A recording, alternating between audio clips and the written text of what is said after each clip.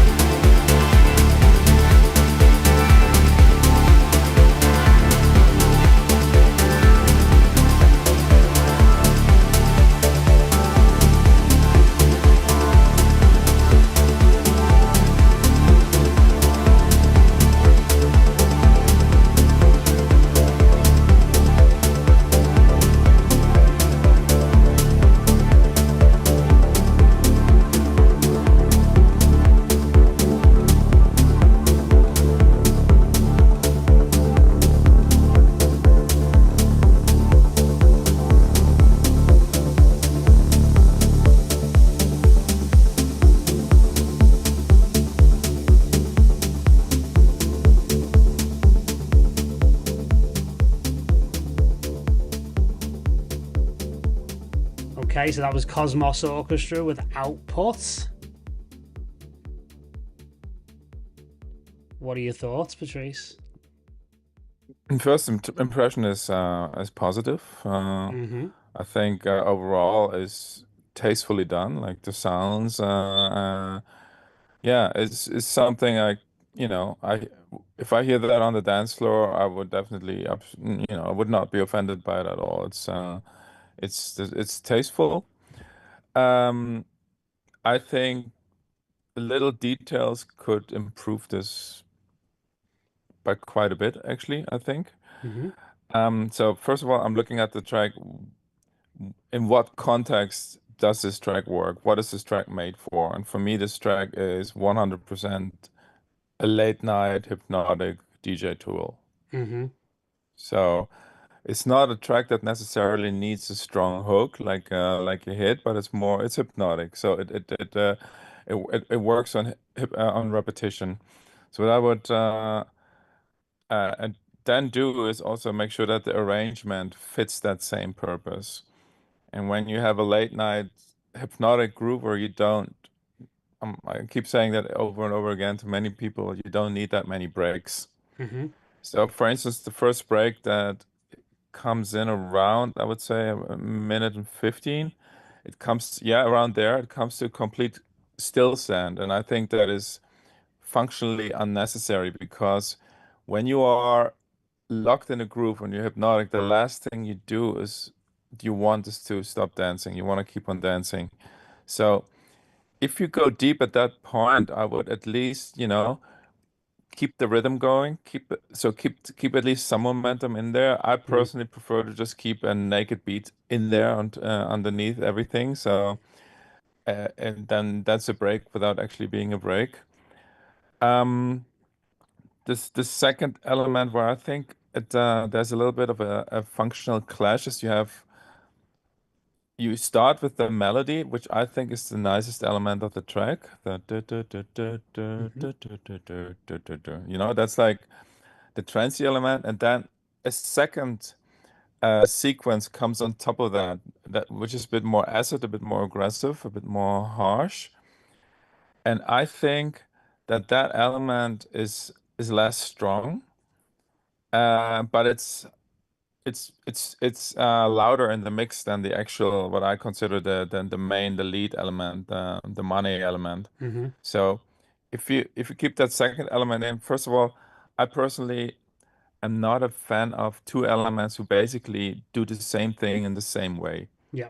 So these notes are basically just kind of in each other's way a little bit. So for me, I would prefer to have a sequence with short notes being paired with something that has, for instance, long sweeping notes. Mm-hmm. So you have different flavors and basically you try to stick to one of a kind rather than having two or three of a kind, which often becomes an indicator of maybe that the basic idea is not strong enough. Mm-hmm. You try to do more of the same. But to me, I would just have faith in that one lead melody and just keep that going in and out and then play that second sequence either really subtly in the background, so you have more air in the mix, more transparency, Mm-hmm. more emptiness, which is really something I love on the dance Mm-hmm. floor because it it gives your mind enough space to come up with its own melodies that you play on top of what's Mm. on the dance floor, Yeah. or take it out completely and try to find a second counter element which is more complementary to Mm-hmm. the main melody. Mm-hmm. What do you Yeah. say? Yeah, I agree with all of that. This is a track that I've heard before because we've been helping Raphael with it over the last sort of month or so in like various track feedback sessions. And one of the things that's really stood out to me is just how economical it already is. You know, Mm, it's very stripped back and very minimalistic, and yes, I yes. love that thought that you talked about actually leaving space for people to actually add in or bring their baggage with them into the track, shall we say. Yeah, You know, your exactly. Yeah, imagination always makes it more sexy, right? So yeah, exactly. this is excellent for this, and we've spoken about this before, right? I mean, remember that Yeah. conversation we had like privately about the best the best or the most progressive thing you can do is like no melody at all. You know, Yeah, but but it's I, that element to it. You know. but I love the monotony in this, you Mm, know? I mm-hmm, love that it's not trying to be a song, but that it's actually a track and that it's just one theme meandering from start to finish. So there's a mm-hmm, lot of flow. I could even imagine to, you know, to not be afraid to have the beginning and the ending even more naked, mm-hmm, so that when the lead element comes in, it comes in later, and it's mm. novel and it's still fresh when the track reaches its peak, Yeah, this you is one thing know? I've noticed So about you and the way that you produce records and the way that you interpret music. Like negative space is something that's very important for you, right? It's the absence. It's the yes, key. As I can't remember the jazz musician. There was Duke Ellington or someone said it. Like it's the keys that you don't play are the yeah, most important. exactly. But also in a DJ setting, the first 2 minutes and the last 2 minutes will be largely occupied by mixes with other tracks, you know? Hmm. So you have to account for that emptiness as well.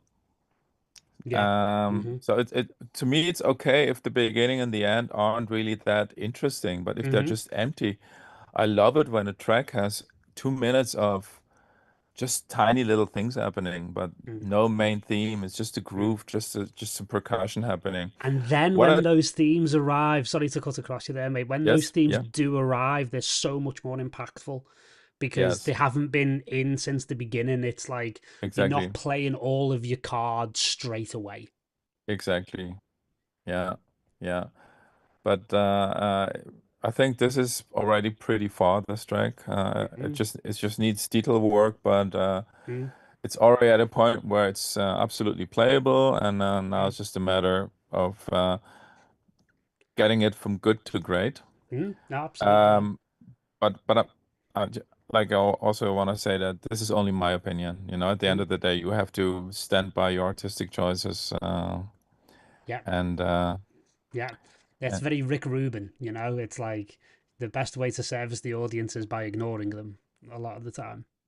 yeah, Yeah, absolutely. No, but your insights are so valuable, mate, because, and this is why I ask you to do these sessions every couple of years or so, because obviously, I'm giving my opinion all the time on these types of things. I can only give my perspective. So the way that you've brought just another color and another insight into that, because, I'm many things, but I don't DJ anywhere near as much as you do. So you have a much better sense of the dynamics of and you're playing all night sets. You're playing 6, 7, 8 hours. So you yeah, understand the dynamic of the flow of the entire party from, doors to close, yeah, So your understanding. And one of the big insights that I would say that you brought last time was around bass and understanding how sound systems work and why having like constant, long, sustained sub basses through tracks often is suboptimal because it doesn't reproduce very well on club sound systems. yeah, That was yeah, a massive game changer for our community that last time. Just that small little detail of somebody who is like yourself in the trenches on the front line weekend after weekend after weekend, knowing the dynamics and what works and what doesn't functionally is absolutely invaluable. So amazing, amazing. And there's a reason why I only pick 12 tracks. And there's a reason why I've picked these 12 tracks because they're not necessarily the best 12 tracks we've been given. It's the tracks that will give us the most to talk about. So yeah, we can go into the most depth and we can bring the most appropriate context to these things. So, again, if you see the list of tracks underneath here, I'll just speak to this for the wider. Some of the comments we're getting in the chat is that if you don't see your track here, don't take it as a form of rejection or anything. It's not that we don't think the track's good. It's that we got 55 tracks submitted and we only have space for 12 because unfortunately Patrice only has a certain amount of time, and so do I. And if we did all 55 tracks, we'd still be here tomorrow, and Patrice would probably miss his flight to his next gig, you know? So, we're trying to do as much service as humanly possible. That being said, if you don't see your track here, please just check your email for an email from me tomorrow That's all I'm going to say on the subject. We'll make sure you'll get some sort of feedback for your tracks, whether it's from me or Patrice or whatever. We're here to help people. We're here to serve people. Unfortunately, we do have a limited time frame here, so we're doing the absolute best we can. So, But and again, yeah, say, yeah, I just want to say thank you, Raphael. This is it's already a really good work. yeah. And the most exciting thing about Raphael, Patrice, is that he's got 3 or 4 others that are just like this, Yeah. that are ready to pop. So again, this is another thing that's kind of evolved since the last time we sat down and we did this, is that now we have a record label. So we're actually doing what you would probably say is proper A&R now, where now Raphael is at a point. I literally had this conversation with him yesterday of, you get the feedback from Patrice, and we get everything up to an optimal point. This is an EP waiting to happen on the label. So we can use the platform now to launch these artists into the next stage of their careers. So, it's really, really exciting. And, I selected this one specifically because I thought this might be something you'd find interesting, and I was proved right on that. So thanks very much for the feedback, Patrice and Raphael. Excellent work, my friend. Excellent work. Okay, we're going to dip out to somebody from outside of the community and somebody from Argentina, Marvej, if that is how you say the artist name. I'm sorry if I've butchered that. And this is the track called Suka. So here we go.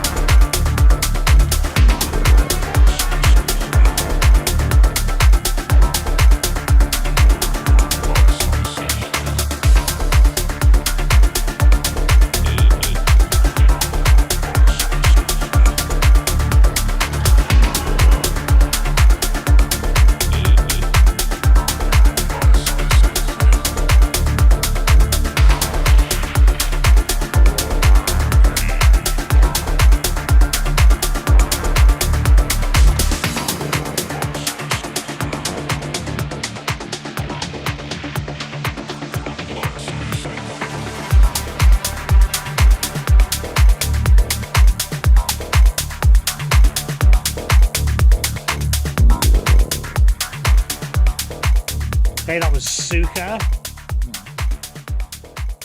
from Maraveg. Your thoughts, dear brother? Um, I feel that there is a lot more potential on the table Mm-hmm. this track. So what I think that the track has one major problem is that there's too many elements happening at the same time all the time. Mm-hmm. So basically, rather than having a story that builds from some place small to some place big and then back to some place small, so rather than going up and down a mountain, you are basically the whole time on a plateau. It's already very busy, and then you add another element, and it hardly has any impact because the entire frequency range is already fully occupied. Um, there's some really interesting sound design details in there. I think it reminds me a little bit of, it could be like a bit of a psytrance heritage. And I find this psytrance sort of sound design, I find it really, really interesting. And I love playing these hybrid records that are a little bit psytrance and a little bit deep techno. But they're hardly audible because there's also these ongoing percussion, ongoing proggy sequences, Mm-hmm. to several sort of bassliney sounds going on at the same time. And then once you get these sound design bits in there, you hardly hear them because you cannot feel where do they start, where do they end. And since they're also happening all the time, at some point they're no longer a surprise. It just becomes you know too much. So what I would do is mute as much as you can in this track to keep it barely functioning, to keep it barely moving, and then introduce. No, what I would do then is then make the decision at what point do you want the track to have full impact, fully explode. Mark those points, and then around these points, then that's where you have those sounds converge. That's where a lot of these sounds can be in at the same time, but then in between those peaks in the troughs, feng shui, just empty the room, just clean out a lot and just try to work with as little as possible and as much as necessary, just as much as the track needs. And yeah,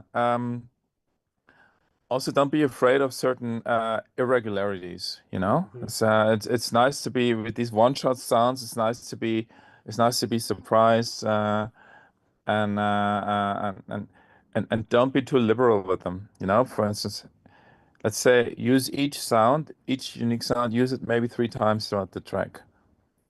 And embrace the emptiness in between. You want to create shock value when the sound comes in. Mm-hmm. Mm-hmm. Yeah, Al- amazing. Um, Also, the general feeling I have is when the way the track is composed and arranged. Maybe it's a little bit too much with the idea. This is what prog is supposed to sound like. Try to get rid of that idea completely, because the music that if the moment you start making music that is supposed to sound like something and it's supposed to sound like this, uh, it becomes less unique. And also, like, technologically going forward, music that is supposed to sound like something else is the music that is the easiest to regenerate by AI, because AI takes music that's already there and makes something else that sounds just like it. And as a producer, if you want to have a future going forward, you need to bring something to the table that cannot be produced by AI simply by drawing from existing other sources. So uh, um, I think the future battle in creativity will happen not in the realm of technique, but in the realm of concept and Mm-hmm. originality. So yeah, and you need to break some rules as well. So I encourage you to do that. Mm-hmm. And in this case, really, you could make this track really good without adding a single other element by simply carving away a lot Mm, and just leaving the bits stand in those peak moments where, everything can be in at the same time. And then in between those peak moments, empty it out. absolutely, absolutely. I mean, you've just condensed so much wisdom into what you've just said over the last couple of minutes. It's actually hard to know where to start. So, to be honest with you, I'm not going to. I'm just going to give my thoughts on it. But just incredible insight. For me, I totally agree. I from the beginning, we have this kind of like vaguely sort of sarcastic, sort of tongue in cheek hashtag when we do the private feedback sessions on NYT. We call it hashtag congas for Hernan, and that's the concept of like the layers of percussion and bongos and congas that you seem to hear in a lot of the prog that you're talking about. That is like, that's what it's supposed to sound like. Yeah, And I definitely, have a sense of it here. I'm not saying it's a bad thing. Like, I like a lot of that stuff, but it doesn't help you, like what Patrice is saying, it doesn't help you like really, really stand out. And a lot of the synth work, a lot of the musicality in this track is there, but it's being covered by essentially a lot of this need to try and, make it fulfill like yeah, a certain ballpark of, what certain DJs play basically. And, yeah, you're totally right on what you're saying about like break some rules. And I would relate that back to the previous track of Raphael's as well, because I'm on record as saying like I personally think that one of the best arranged records I've heard, maybe in the last 15 years or so, is Conjure Dreams by Plex, because it's so unbelievably like brave in that, he builds the whole record up for 2.5 minutes and then it just stops and then it starts again. And then there's like weird things happening, like hi-hats coming in on like after the second beat of like the third bar, and he's totally constantly breaking rules and flipping conventions on their heads and keeping you on your toes. Because, the way that we work as our attention systems, we don't work on the presence of things or the absence of things. We work on the level of dynamic change. And if things aren't changing to enough of a degree, our brains just tend to filter it out because it's become predictable. It's yeah, that kind of yeah, element. And again, I'm not saying the track is predictable, but what I think has happened here is that like we've started at such a level of energy that unconsciously maybe the aesthetic or the principle of the arrangement as it currently stands is one of I'm trying to maintain that plateau because we've started so high. And now I'm trying to find ways to put little mini breaks in and little things like this and that to try and yeah, keep it switched up, but to maintain where I've already started. And I love what you said about the mountain of the track. The big theme, what I find in like the 5 years that I've been doing this with MYT, is that every year has a theme. It's really interesting. Everybody seems to go through similar methods of progression and have similar issues. This year has been the year of storytelling. Like a lot of people say to me, what's missing? Like, what's the X factor that's missing in my track? And it always comes down to storytelling. You've got to have the balls to tell the story. You've got to have the guts to tell the story, which is kind of what you're hinting at, which is start from almost nothing. And mm, then when you want to get to those peaks, you can add those elements. And it's like the hero's journey of the track. You've got to try and almost decide, not in advance, but at a certain point, where do I want the energetic, musical, and emotional peak of the record to be? And then I can almost reverse engineer down to nothing. exactly, From exactly. there, I can take that as the meat at the middle of the track. Here's the top of the mountain. Here's how I navigate back down to an intro that allows me to get there in an interesting way. And then when I'm at the peak of the mountain, how do I dismount from that in a way that's Yeah. elegant and interesting, but still leaves enough runway to allow the next track to come in on its own contour and to take Mm, things from there? So for me, I think the arrangement is where the unlock is here for me, because I've got no problem with any of the elements. And like you say, being able to strip things back, take some of that percussion out, but also add it more in a more disciplined way at the right moment of the track will just unlock so much interest and energy and dynamics Yeah. that and again, like maybe I'm catching your brainworm about breakdowns again. It's like I even look at the waveform, and it's like, okay, if you even look at where the main break comes in, there's a really odd mini break there that kind of doesn't need to be there because we're heading towards that peak. So it's things like stripping that out and being very economical. You're famous for saying like one of everything in a track. So Yeah. Yeah. even try and get it down to that kind of point, and everything has a purpose. Yeah. That being And said, also, I love the track one, mate. So also these breaks at like 30 seconds after the beginning or 30 seconds before the end. Uh, you don't need a break after 30 seconds. Like you just started. It's like going on a hike. You you pull the key out of the door and then have a break. yeah, It's like yeah, I think it's healthy to ask yourself with every element you do, every decision to make, what purpose does that serve? yeah, And 100%. if it's just decoration, if it's just, oh, I don't know what to do there, but it feels empty, leave it empty. It's fine. Do Yeah, nothing. yeah, yeah. If in doubt, do nothing. You know. Yeah. And I often say, like, because I do get a lot of tracks where there's really beautiful melodies, but they're very busy. And often my advice on that front is try and get the melody, get the riff that you've written to say the exact same thing emotionally and musically with half the amount of notes. Exactly. Yeah. So it's almost like I love what you said about like I now have this track, this particular track, almost in my mind or in my head as like a sculpture. It's like we have this absolutely really potential filled like piece of material here. And now Yeah, it's all just about scooping out Ch- in the right areas, exactly. refining Chisel in other away the areas. rock. Yeah, yeah, exactly. Yeah. And this very much speaks to my production style personally, which you've seen firsthand, which is throw as much shit at the wall to see what sticks and then wipe off the bits that don't work. There's absolutely nothing wrong with that whatsoever. It's better to have too much information and be able to scrape it back than to have not enough information and then be in a mode of trying to overcome or try to compensate for the fact that you don't have enough, which is an indicator that the musical idea is probably somehow you know it's somehow deficient.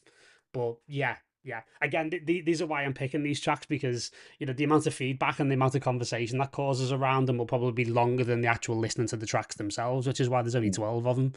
Because as as both Patrice and I know, me and him, we can go off on tangents and we can get pretty deep. So we're hoping to do that tonight. And oh, hello, we've got a good friend who's in the comments here. Guy Barone says hello to Oh, Patrice. amazing. Yeah, yeah, Hello yeah, to yeah. Guy, man. Big fan of Yeah, his. hey Big guy. fan. Yeah, I'm a huge fan. I mean, honestly, you are a much better producer than I'll ever be. And like your records are an adventure. I especially like it when you strip down on the melody and just do the abstract shit. I think that's where you're the strongest. Yeah. And I Oh, wish dude. there was more of that stuff. Patrice is Because just I think casually putting requests in. oh, yeah, honestly, like from a sound design point of view, you are absolutely like peak. Yeah, Oh yeah. top five. Oh Yeah, yeah, for sure. absolutely, dude. That remix on Vapor that I think you're probably still playing it now, Which dude. The one? the the, Simplicity? the simplicity one, yeah. Yeah, Ironically, yeah. considering what we Yeah. talked about, right? Amazing. Yeah, Amazing. Amazing. incredible. Yeah, yeah. Yeah, incredible. No, so good to have not only like amazing talented up and coming artists here, but to have some incredible talent like Guy. And if we are putting requests into Guy, you can come and do a masterclass and a track feedback for us anytime you want, mate. I'll be all up in your DMs very quickly as soon as this session's over. We've also had I was also talking to Sub Andrio actually. When we announced this on Instagram, I'm definitely getting him on 100%, Yeah, yeah, 100%. yeah, You yeah, know, yeah, I think it's time for these guys to kind of like really share their wisdom. You know, yeah, so yeah, absolutely. 100%, 100%. And yeah, amazing. Thank you very much for bringing the track in. Absolutely fantastic. So we're going to go one for one, and we're going to go one from the community now. This guy, Adam Cooper, Lunara. I think, yeah, there's some interesting stuff here. So let's just give this one a rip, and then we'll get back into it. Let me just get my logic back on track there. There we go.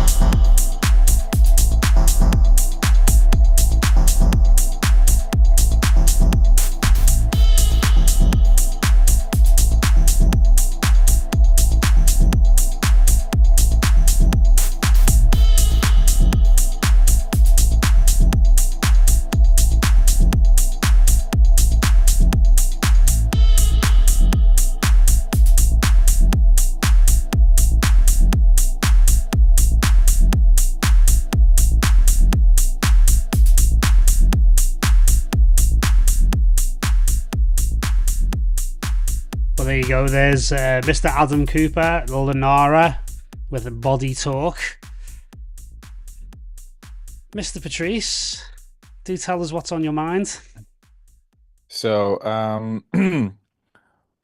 first of all, I really like the just the basic vibe that deep Detroity sort of stab and distorted vocal.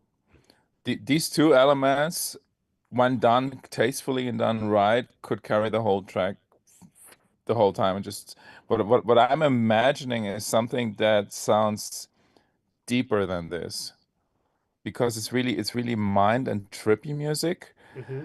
Um, I think that to have that this classic house beat with a heavy snare on top of it, it doesn't suit it. So I personally would, but the snare does in this case, and you also have a kick drum with a really long tail. Um, they nail the track to the ground, and they make the track feel much slower than it actually is. What you want, or what I preferably always like, is to have a track that feels faster than it is. Where I'm Mm-hmm. thinking, this is 120, but it feels like 123, which means the groove is pushing it really forward. There's a lot of motion.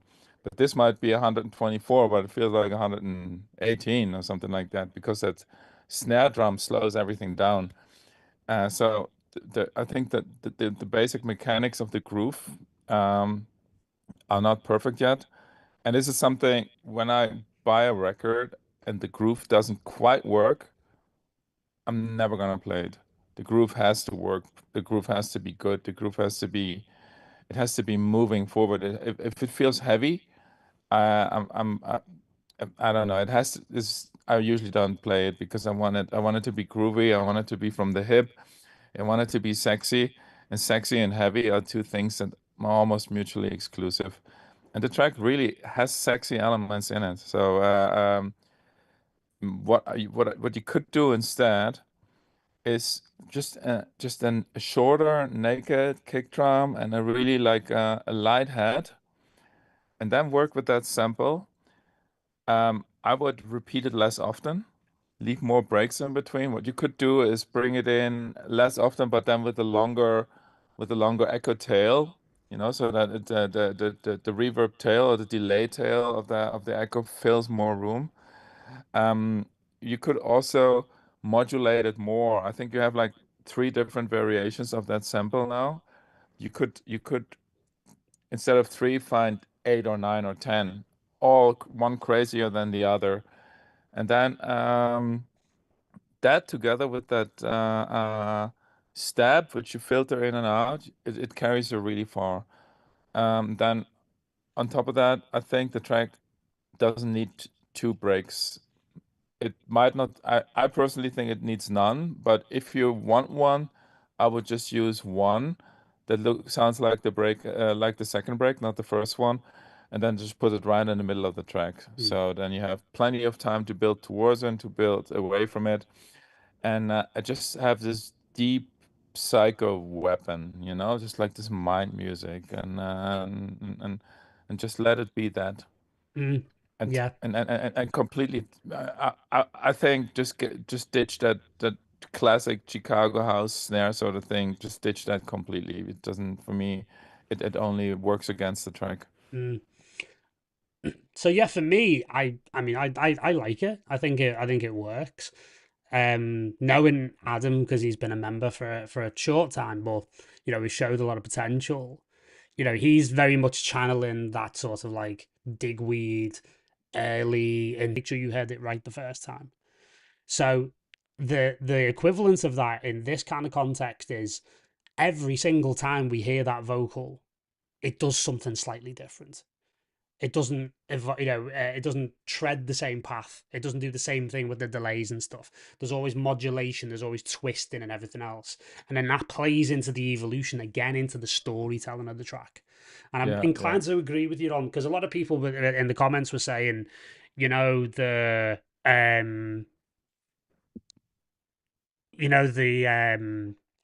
a lot of people saying the stream. So is it back now? Okay, sorry, we're just having a little bit of a problem with the stream. It's back now.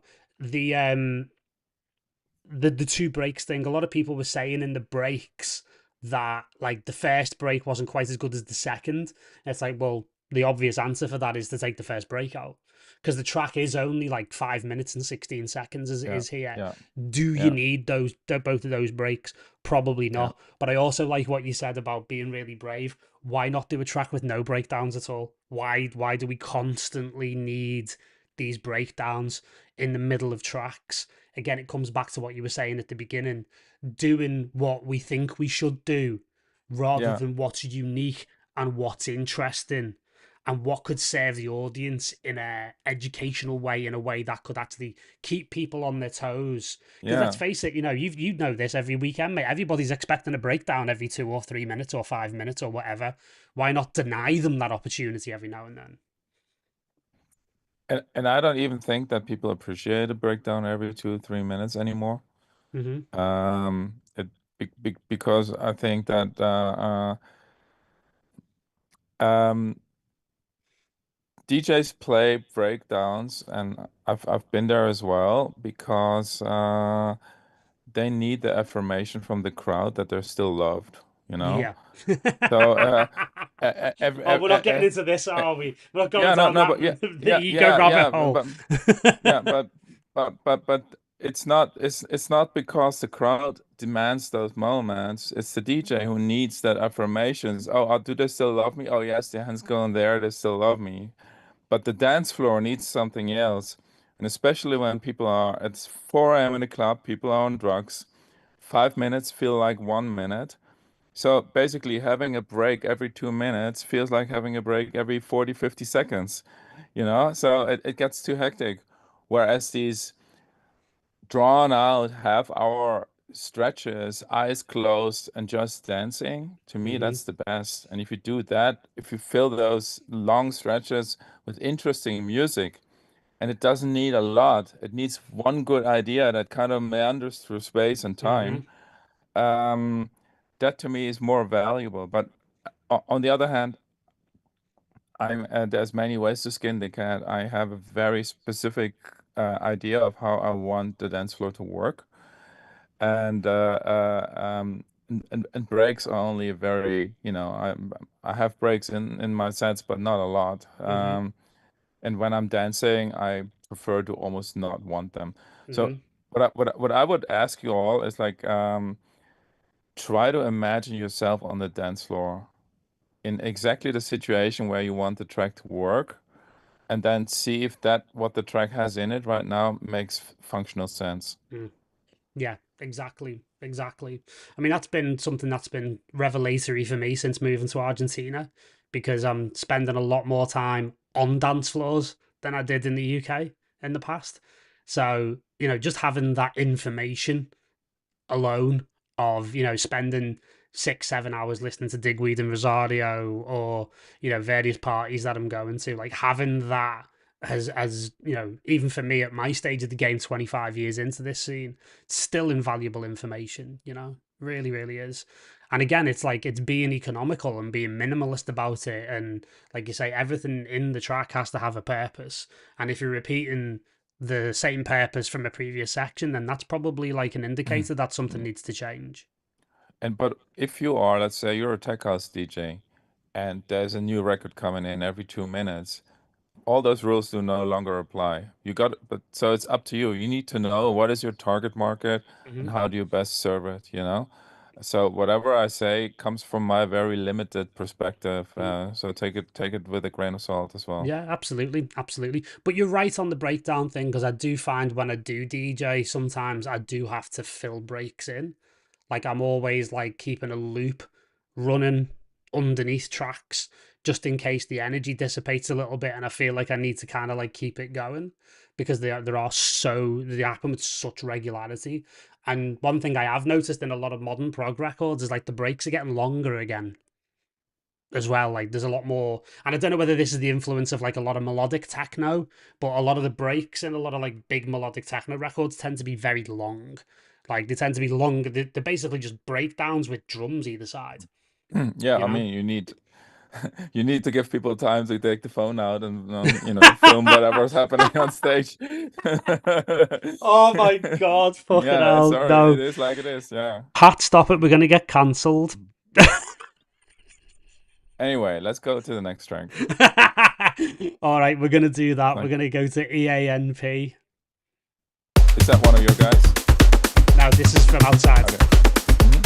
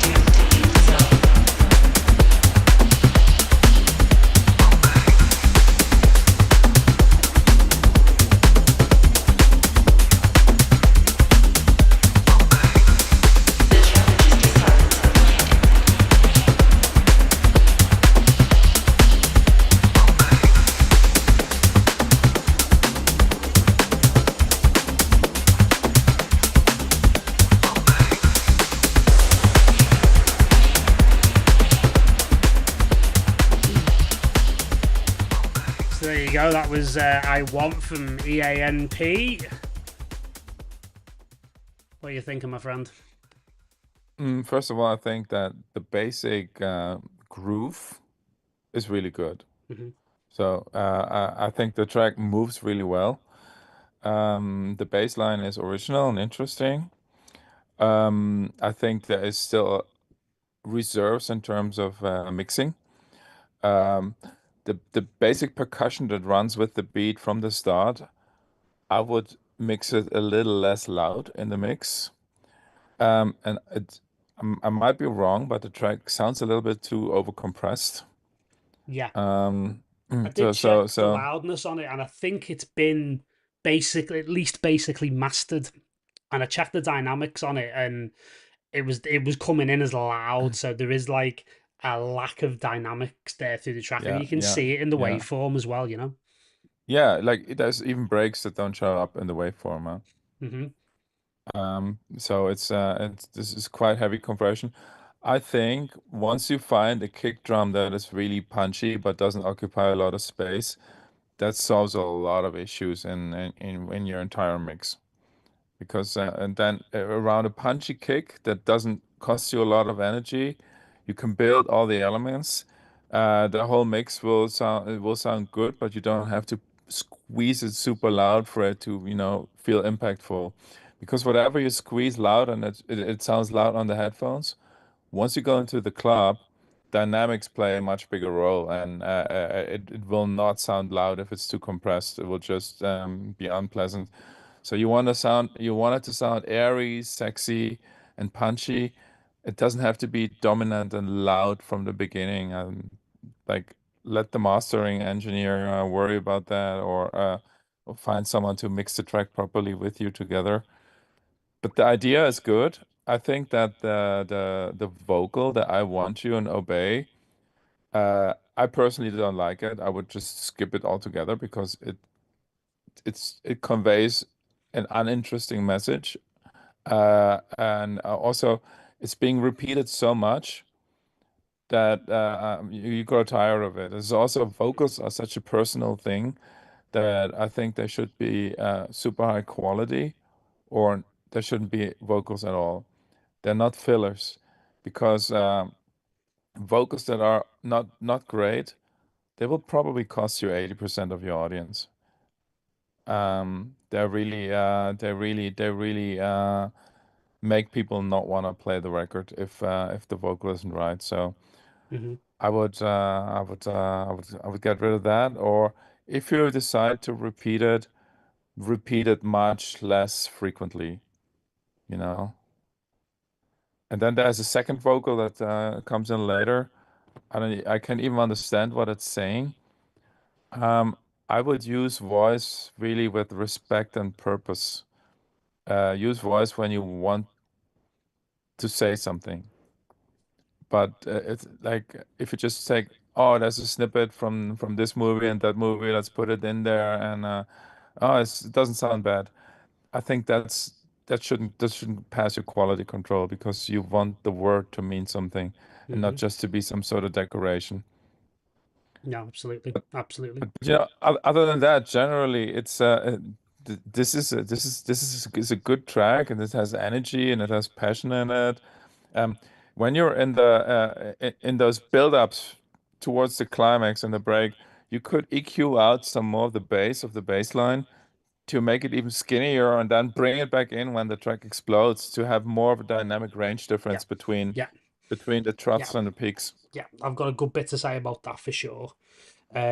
So yeah, is that everything, or am I? Is it my turn Yeah, now? yeah, yeah. You go first. Yeah. Okay. Cool. So yeah, I totally agree with everything Patrice is saying here, and I want to like add to it that if you think about a lot of the feedback that we've given in total, again, it does fit into this less is more principle, and it fits into what Patrice told us last time around club sound systems. The problem with having tracks that are kind of mixed and mastered this way is that dynamics, like he said, plays such a massive role. So you've got to try and get as much juice out of the sound system for the minimum possible squeeze in terms of dynamics. Okay, so this is where I kind of lament the downfall of having speakers like Yamaha NS10s in every studio, because what those speakers, the reason why they were in every studio in the world for so long is because they were fucking shit. And if you could make your track mixed sound great on a pair of NS10s, it meant that it would sound good on pretty much everything.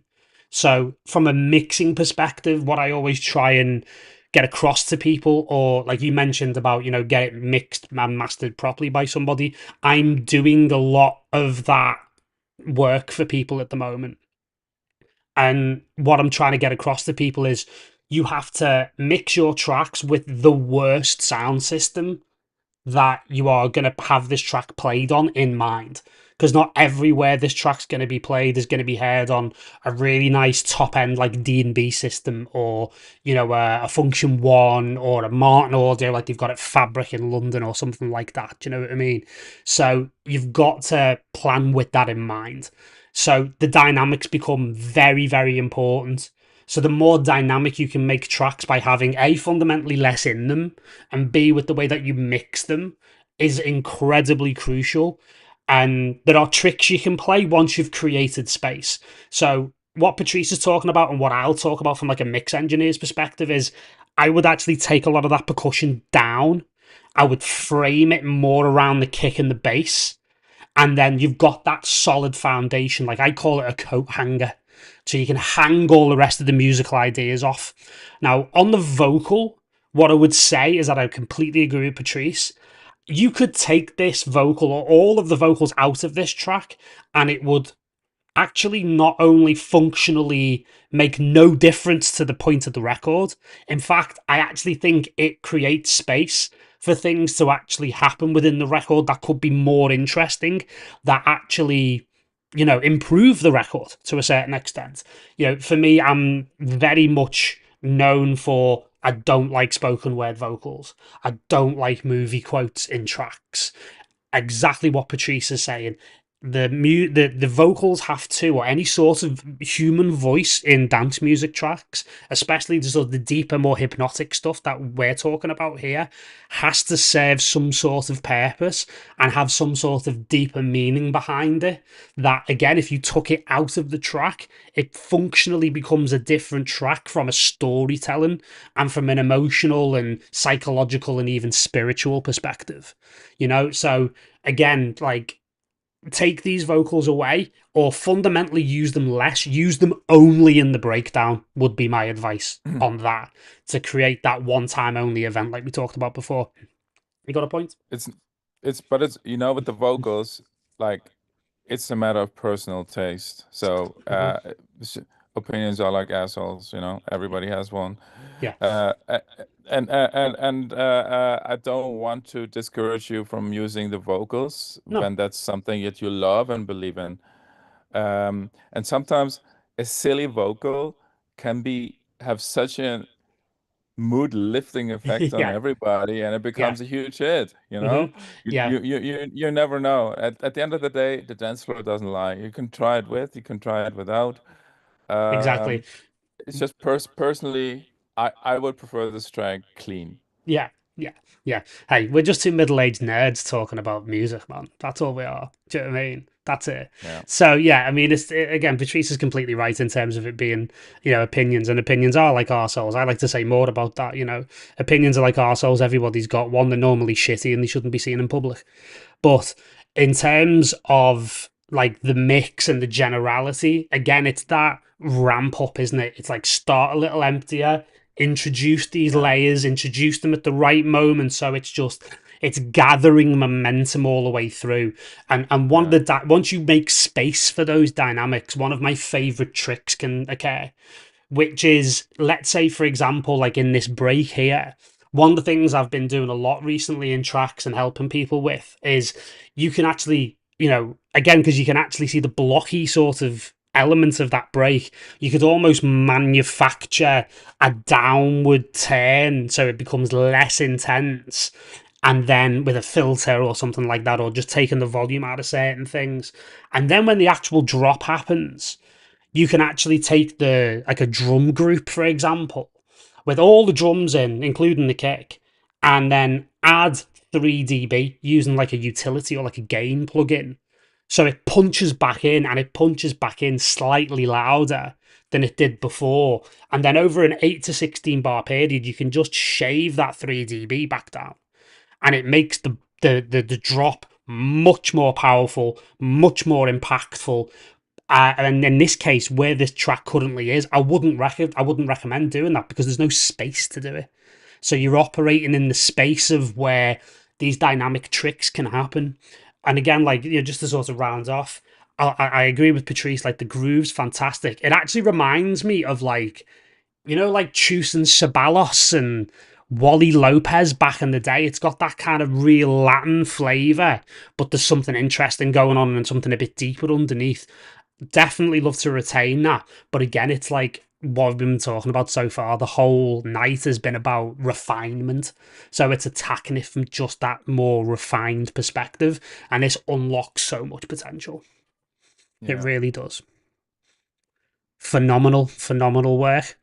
Okay, we're going to go to another member of the community. We're going to go to Paul Fakos from Australia. And this looks altogether a bit more dynamic, so we'll have a listen to this. It's called Sirens.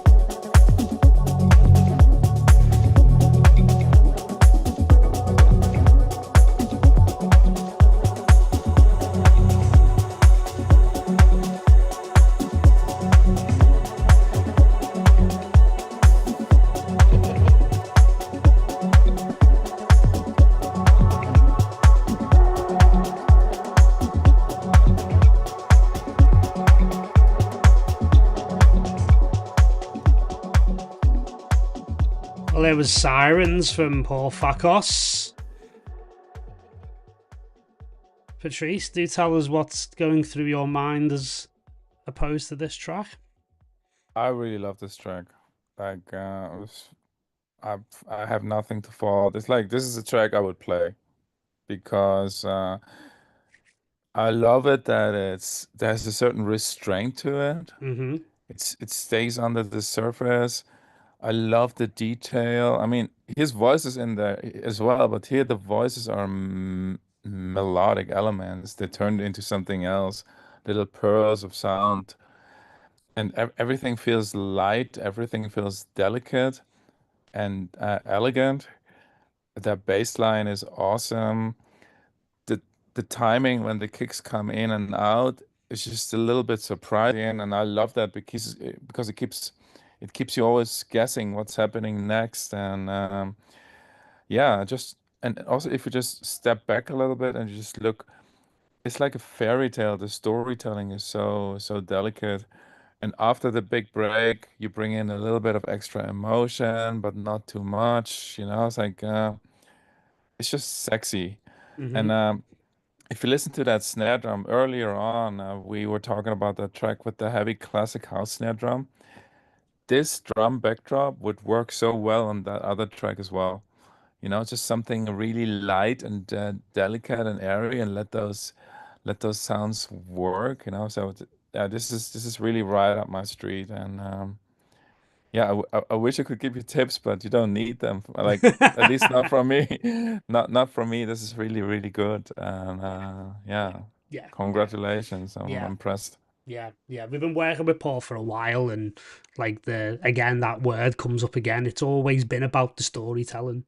Like we haven't really had to work too hard with him on things like sound design or arrangement or these things. Like the ideas have always been there. It's just been about the execution of like what happens where and when in order to leverage the absolute most potential out of the track.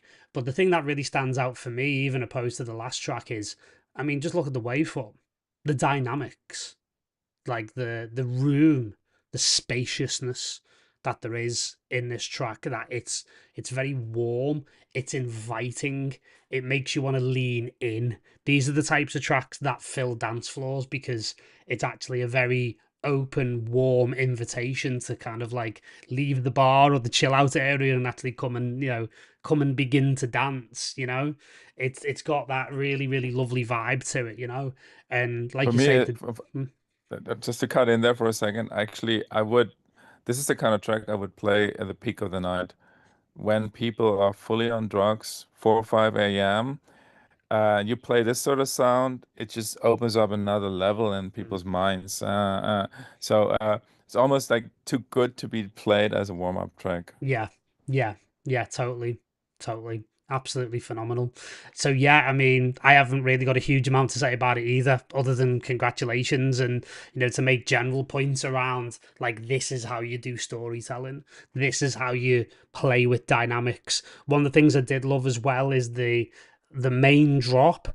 It doesn't come like when it should, and it's in like a really interesting Yeah, liminal space between did that just drop early or late? I'm not quite sure. yeah, yeah, yeah, And yeah, there's that, like you said, like I was going back before about, the Plex record. There's that surprise element. Like you're always like, kept on your toes, and there's always something arriving that makes you think, I've got no fucking idea what's about to come here, but I know whatever does arrive is going to be good, and I want to stick around yeah, to hear it. Like that's the main thing, man. That's the main thing. And Paul's already getting comments in the chat around like this should be released on Soundgarden. He's getting remix requests already. So hey, I think this record's got a very good future. I think so, very much yeah, so. yeah, yeah, yeah, Yeah, yeah. It's awesome. yeah, really, really good. Well done, Paul. Excellent work. Excellent work. Okay, we. Has he, Hmm? just a question to Paul, Hmm? has he released anything? Maybe you can, I do you think have he. releases out on Beatport already? I think he may do actually. But if not, I do think it's going to be very, very soon. Because I'll be honest with you, the first thing I'm thinking about doing as soon as I end this call is sending him a contract for this. To be honest with you, based on your feedback, you know, it should be released. And the thing is, I've been working with Paul for a while, and I've got to say he's got a number of others that are racking up, that are like this, that are in a similar ballpark. So it's all Yeah, been about Paul hasn't released a thing, believe it or not. yeah, So, we may need to talk about that, but having worked with Paul over the last sort of year or so, I can tell you like he's got, as I say, several that are like this. So it's all just been yeah, about getting a bank of them ready to be signed. So based on your yeah, feedback, it's true. mate, it's ready to pop. Absolutely. And I'm gonna say something that you don't like, but with really, really good tracks, and it's a general thing. I mean, let me be honest.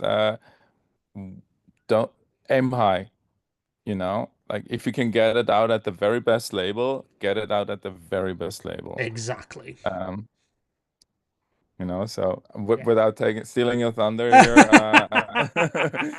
No, but no, no. but I'm but just, but I've got my own no, motivations. You know what I'm saying? I, But no, we follow that advice as well. And I always say yeah, to yeah, people, like, if you try and go and get it signed to a big label and it doesn't work for whatever, that's what our label's here for, is to at yeah, least give yeah, this stuff a platform. But if it's submitted in the right way and using the right techniques and stuff, there's no reason why this shouldn't come out on a big label. yeah, yeah, yeah, yeah. Fantastic. Next. Absolutely. Next. Okay, Mark Craven and Matthias Jantorno. Here we go.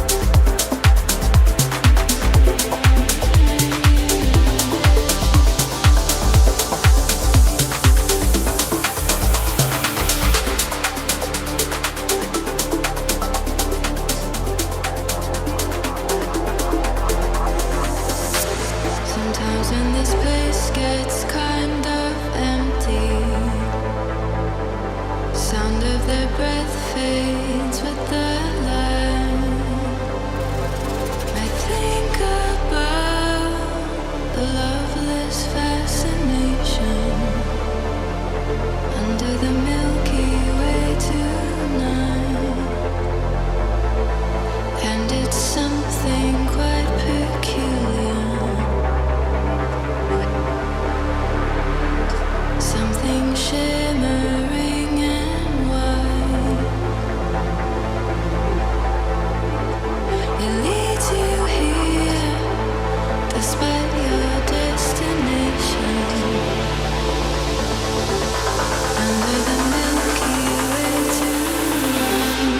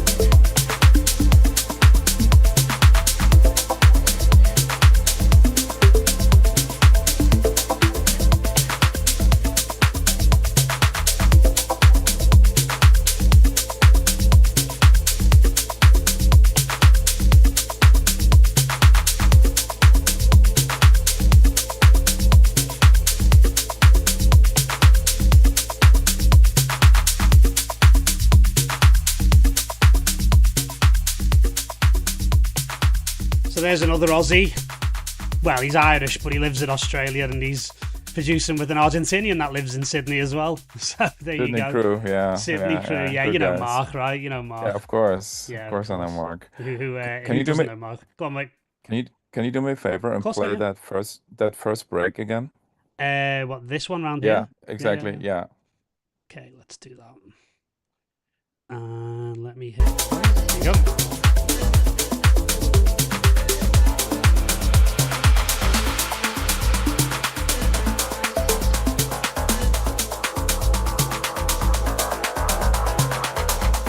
Sometimes when this place gets kind of empty.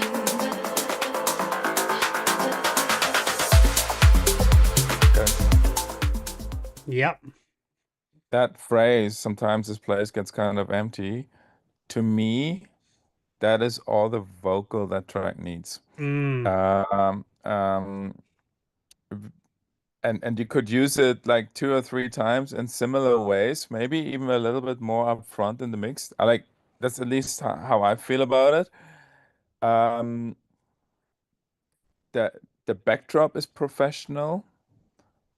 The vocals are professional, but it's 90% there, but not 100% there yet, for me personally. And I think by simply doing a little bit less, because I really like that idea of just playing with snippets and then resolving it in the break by playing the whole phrase out. Um, and then going back into the deep drifting groove. The groove is really good. Hmm. So, I mean, it's classic. Reminds me a little bit of Alex Orion in terms of percussion, the way it's done. Um, but absolutely functional. Everything is bright and shiny. Um, then the break is really a mixed bag for me. First of all, because it stands still. I personally don't like this, but I know that maybe, there's just so many other people who might. So I'm not going to impose my personal style on it. But it for me, the voice is singing too much. Like it's too sweet, and it kind of takes away the mystery for me. I don't want to be told so much in a way, you know. Yeah. It's hard for me to put this in words, You want to but fill I the think gaps in yourself. exactly, exactly. And then this, I just want to be lost in this meandering sound, and then every once in a while have that voice come in and just anchor me back into something, and Hmm. then phew, then get back into Yeah. space. It creates more space for more dynamic work with the synths. Things can open up more, things can get more emotional, more tense. There's more of a build possible because at the moment, like everything's kind of anchored with the vocal, like you say. That is your Yeah, anchor back to reality, but everything's got to come up underneath that vocal to make yeah, that section work. Whereas if you almost eliminate that glass ceiling of the vocal, it's got more room to shine in that area. And then that first break, that line that you anchor the whole record around, that becomes your anchor point at the right point in yeah. the break into the drop. Totally That that agree with li you. that line could be the hook of the track, you Yeah, know. yeah, yeah. Whereas all the stuff that she sings later in the big break, you don't remember that because it only comes once, and I don't know what she's saying. Mm-hmm. I would have to pay attention, but the fact that you take the foot of the gas right there and she sings something, I try to imagine that on the dance floor, and if it's not epic, the vocal at that moment, it's just it misses it by a few inches. Yeah, yeah, yeah, you know. definitely. But I must also say that just the regular the percussion and the bass line and everything is sexy, it's good, it's Mm, slick, really good. yeah, this is I mean it's basically a really good track already. Oh yeah, absolutely, yeah. But again, what we do is try and take something that's good and try and make it fucking amazing. Yeah, We don't rest on our laurels here. It's one of the reasons yeah, why over the last 5 years we've had so much success because, you know, a lot of people maybe would be quite happy to just put that out now as is. And, for me, it's like there's always levels that you yeah, can access, and I'm constantly trying it in the best possible way, not in a you've seen that movie Whiplash, not in like a this is not quite my tempo throwing chairs at people. It's not that. It's like, no, come on, there's another level you can access from this. Let's really yeah, take it to the point where, like with Paul's track, the previous track, where we're both sitting there going, what do you want me to say? It's done. Like it's yeah, phenomenal. There's nothing. That's the Rick Rubin done. Do you know what I mean? That's the when there is nothing else left to change to improve, that's when it's done.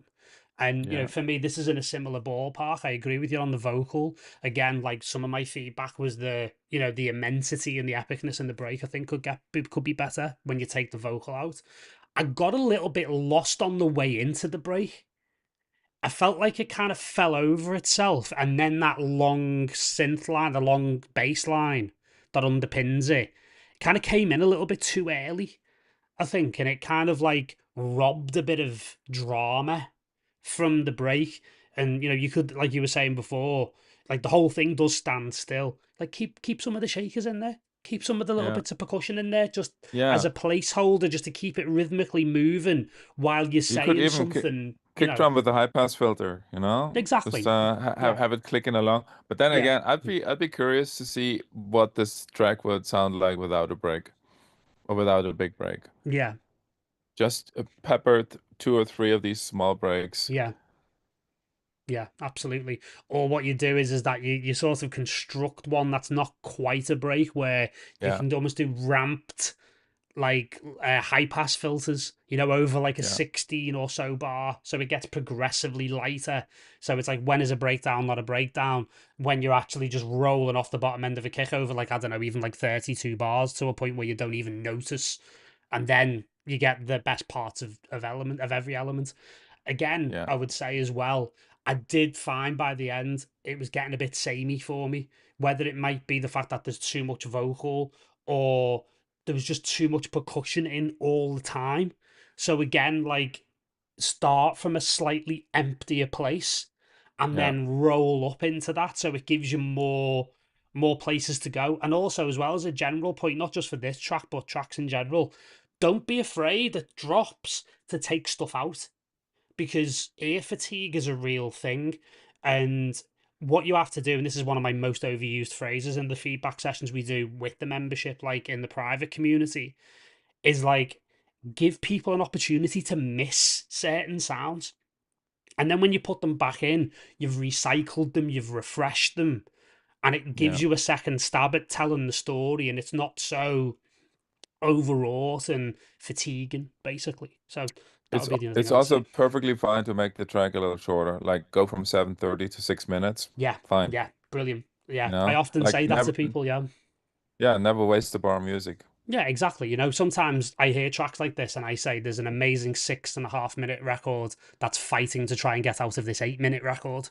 Yeah, yeah, You yeah, yeah. know, trim the fat, basically. Okay, next track, we're going to go to Monologue and Ogldalo, which I immediately regret trying to pronounce, but there you go. All right, let me get the. There we go.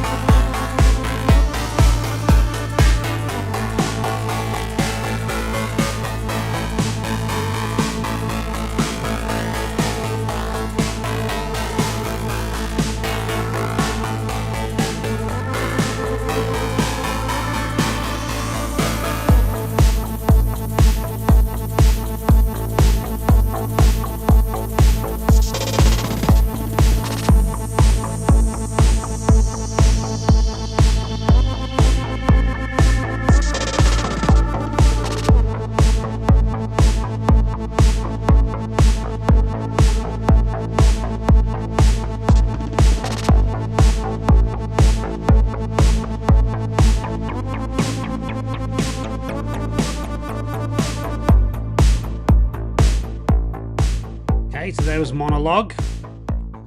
Picked this one because I just wanted to try and get like a wide variety of tracks in, different styles. It's cool. Yeah. But I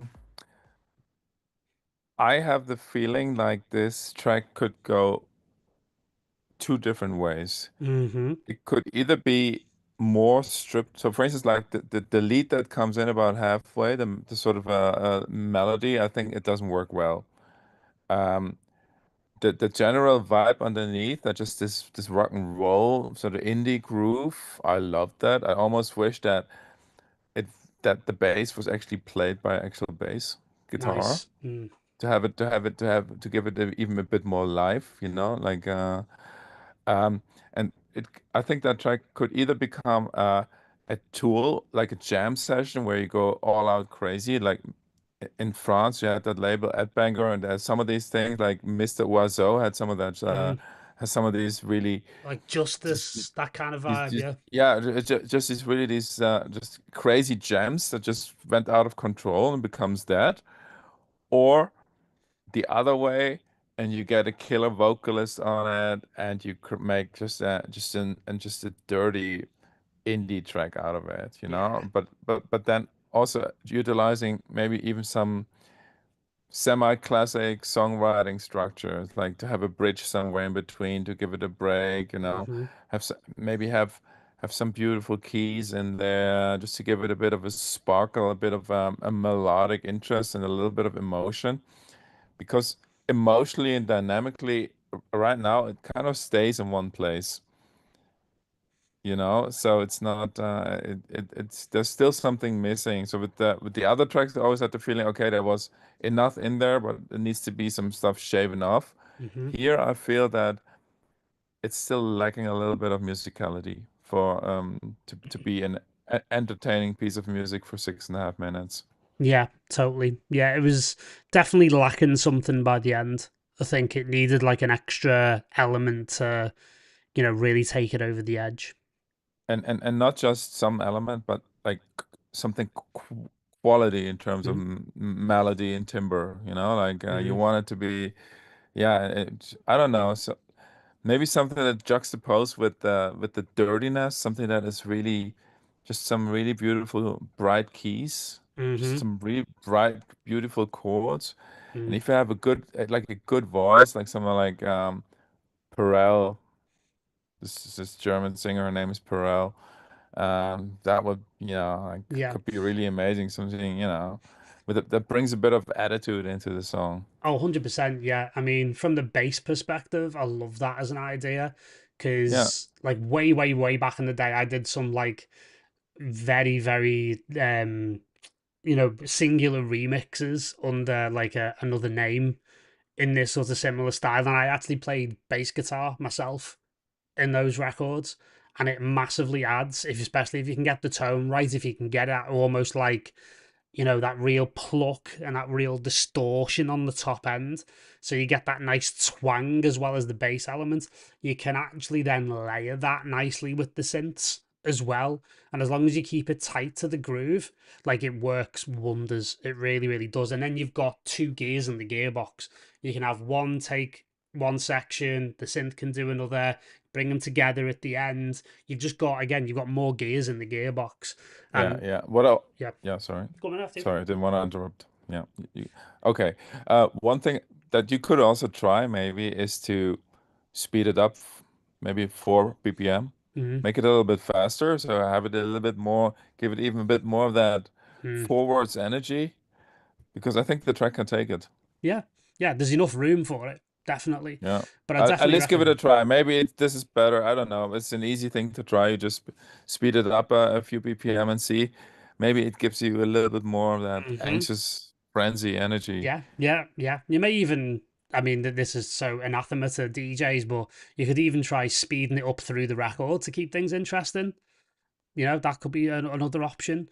But the female vocal is definite for me. Like, I mean, I swing from like that Ed Banger type thing because I was such a fan of those guys as well, especially like Sebastian, like the real crazy guy. Like I used to love a lot of his stuff.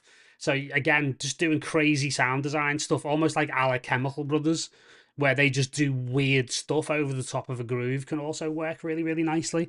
But again, like having a very cool, sexy female vocal, like I'm not obviously because the most over referenced track ever when it comes to stuff like this is like Kavinsky Night Call and stuff like that.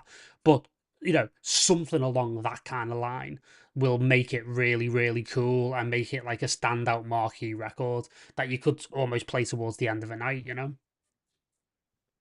Yeah. So yeah, really, really interesting stuff. Yeah, good. Really cool. Right, okay. Next, speaking of vocals, this is one of our members, Antonio. And this guy does vocals on his own records as well. So here we go. Here's Soulmate.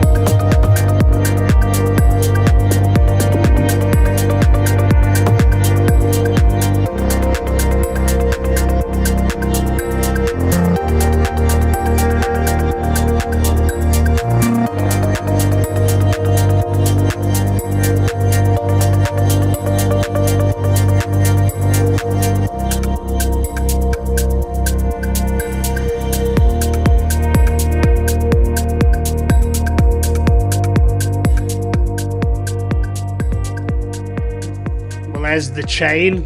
Antonio, soulmate.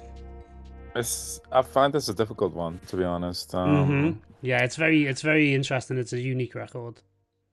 Um, the we talked about this in the last session as well. Of course, the long bass notes, they're gonna eat away your entire dynamic range. And on a big system, I know that these records don't sound good on a big system, because the big system is going to reproduce these long bass notes much stronger, and then there's nothing left of the rest of the track.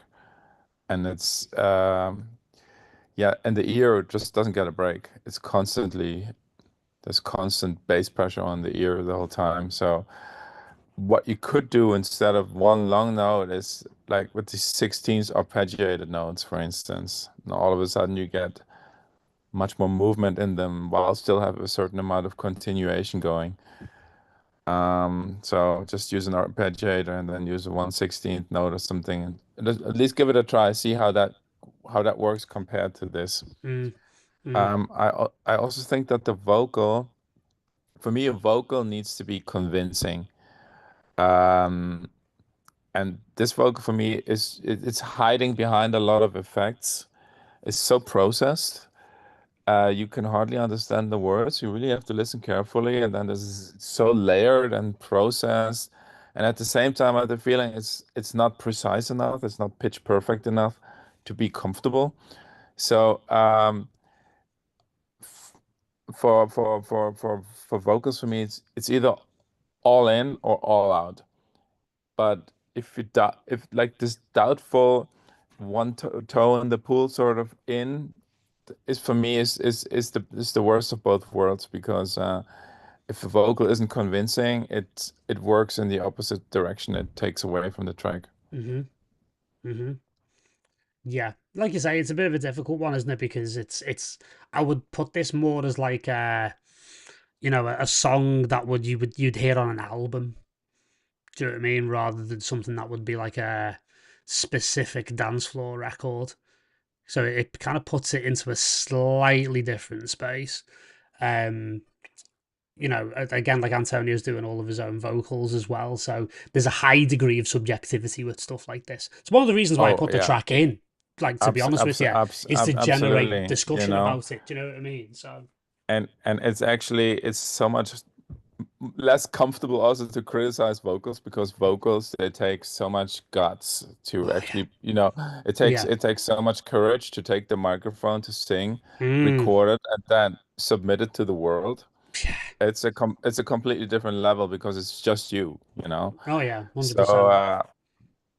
I applaud that. And also, if you have a certain talent, like say you can sing, most people can, so it's good to use that, because Mm, it gives you an edge over, it gives you something that differentiates you from the crowd. You mm, always have to look at your arsenals of skills. Is there anything that is pretty unique to you? Yeah, please use it. exactly, Um, exactly. but with the vocals, they need to be good. They need to be, in my view, they need to be convincing. Um, the lyrics need to say something truly meaningful. It needs to be heartfelt. Mm. Um, the quality control with the vocals needs to be extra high. Yeah, yeah, I totally agree, and I think we're taking this as a snapshot of an artist who is obviously we're all developing in our own ways. Antonio's got a Always. very, very specific and very interesting path that he's following because he's experimenting with his own voice. Yeah. And, he's figuring out what works, what doesn't work. And as his voice develops, it's like, it's even just like this in production, isn't it? It's like the more confident that you get in your sound, the less you Yeah. feel like you have to do, like the Yes, less yes. processing and things like that. E- So, ex- exactly. What I would ask Antonio to try, start with the voice. Make sure the voice is the centerpiece, and then slowly build around it, because now you have you have the situation where you have an ultra dominant backing track that gives no room to the voice at all. mm, And like, go the XX route, where the voice is everything, and yeah, it's ruthless, Mm, because every little mistake you're going to make, we're going to hear, but the mistakes are going to be heard anyway. Whether you try to hide them or not, you always hear when there's imperfections in the pitch. And the way to fix this is singing lessons, or mm-hmm, or be really smart with editing. Just do a million takes until you get it right. mm-hmm. Um, but it needs to be right, and if it's wrong, it needs to be purposefully wrong. Yeah, yeah, You know, not yeah. not because you want it to be right, but you couldn't get it right. So a little less good will Mm, also do. No, it will not do. But mm-hmm. the voice is ruthless. It needs to be good. Yeah, yeah. No, I understand where you're coming from with that. And Antonio's like he's had releases before, so he's right at the start of his journey in terms of like I think he's within his first couple of releases. So Yeah. yeah, I'm excited for him because I think in amongst everything there's huge potential. There's not a Yeah, the lot of thing. go on. Sorry. Yes, I'm sorry. I don't want to let you finish your sentence. Then I'll continue. No, I was just going to Okay. say that there's a huge amount of potential, and we've been kind of guiding them for like the last year or so in having that exploration, so to Yeah. speak. So it's really good to kind of like expose Antonio to like Yeah. like feedback like this, because then it's like, Yeah. well, how do I take that into the next batch of tracks Yeah. Yeah. that'll Yeah. really help to move up the ladder. And I think I think I owe him honesty and honest feedback, and not just making him feel good, because it's not going to help him. He's chosen a path that is more difficult than switching on a few synth VSTs and just Yeah. going that way. But a path that is less trodden also leads to you to a field where there's less competition, and where you can be more your own person as an artist, you know? Hmm. So it, less people attempt this path because it's harder, Hmm. But on the Hmm. other side of that, once you reach that threshold of quality, uh, you immediately have much more exposure, because your voice makes you so much more unique than someone else using a 100%. synthesizer. I mean, think about how many artists are actually doing that at the moment, like Yeah. with their voices. There's not many at all, And the so ones to do it kind of well, they all do well in music. I look at mhm, Monolink, Jan Blomqvist, yeah, who made who, Ryex, um, who's yeah, blending. Rufus, Yeah, exactly. yeah, Yeah, yeah, yeah, yeah, yeah, 100%, 100%. So, it's just exciting to be in on the ground floor with somebody like this, where they're like, yeah, and like Antonio's incredible in terms of like just how much. I mean, we're even getting comments of like, congrats on like having the balls and being daring enough to use your own vocals. That yeah, that yeah, on its own is an indication of yeah, yeah, development, growth, talent, all of absolutely. that as well. Do you know what I mean? And we like to hear the progression. Do you know what I mean? I'm sure Yeah, like a lot of the people we just mentioned, like their first tracks that they did yeah, would probably be in a similar ballpark. But as it refines and as it continues to grow over tracks and tracks and tracks, and maybe even over album, like yeah, Antonio will listen back to these tracks in a few years and go, Jesus Christ, like I can't believe like how far I've come. Do you know what I mean? So it's always exciting to like like you say, expose is the right word.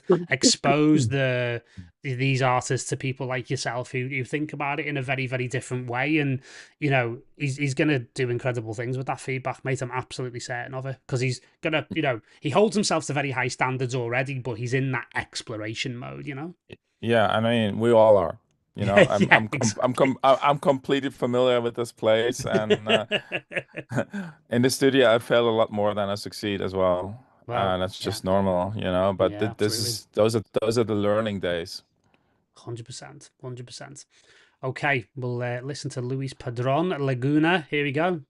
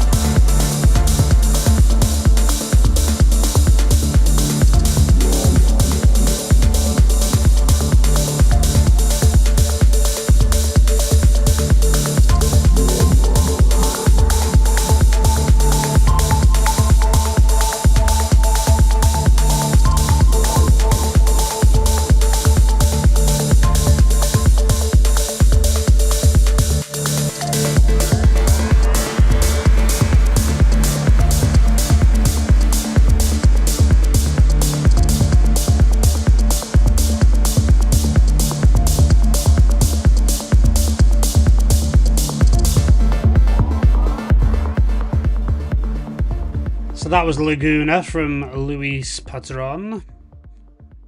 What do you think, mate? General vibe is good. Mm, Like I like it. It's no, it's such a stupid sound. Oh, this is good. This is bad. No, nothing is good or bad. It's like a personal preference. I like the general vibe. I think that maybe it's really compressed this track. It sounds yeah, it's very, it, very, it, very over compressed. it's pretty heavy on the ear. So it Hmm.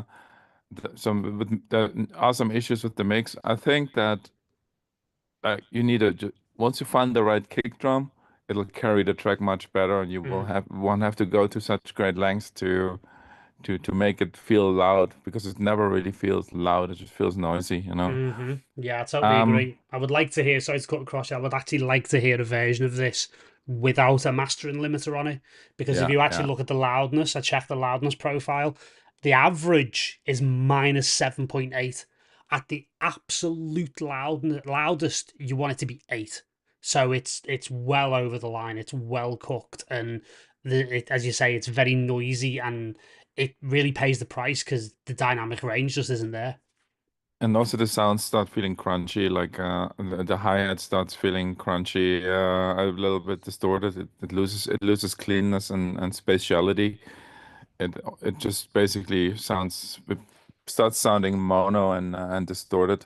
Hmm. Um, but well, generally, I think also in the build up and the build down, take your time introducing those elements, because you don't have a lot of elements, and if they're in for much of the song, it starts getting a little bit samey. Mm. But if you take the time and start deep, deep, deep, deep, deep, deep, deep, and then after 2.5 minutes, almost later than you think, you start opening up and bringing shit in.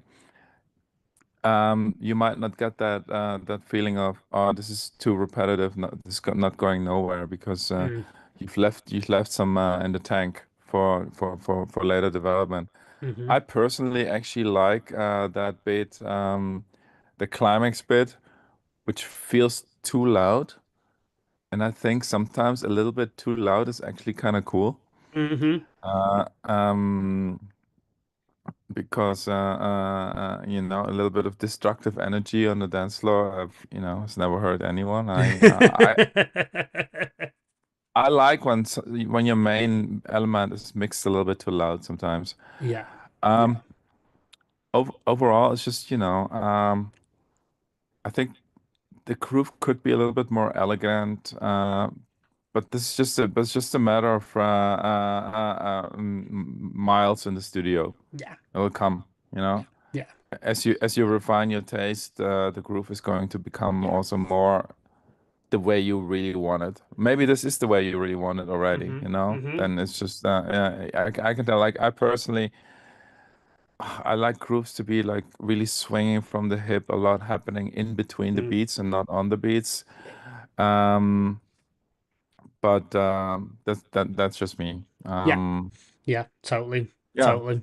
So yeah. So I totally agree with everything you're saying there, and it's really interesting because like what I hear when I hear tracks like this is maybe just a little bit of a lack of confidence in the track, purely because what happens is that a lot of people tend to make tracks overly loud when they're not quite sure whether or not it's good enough.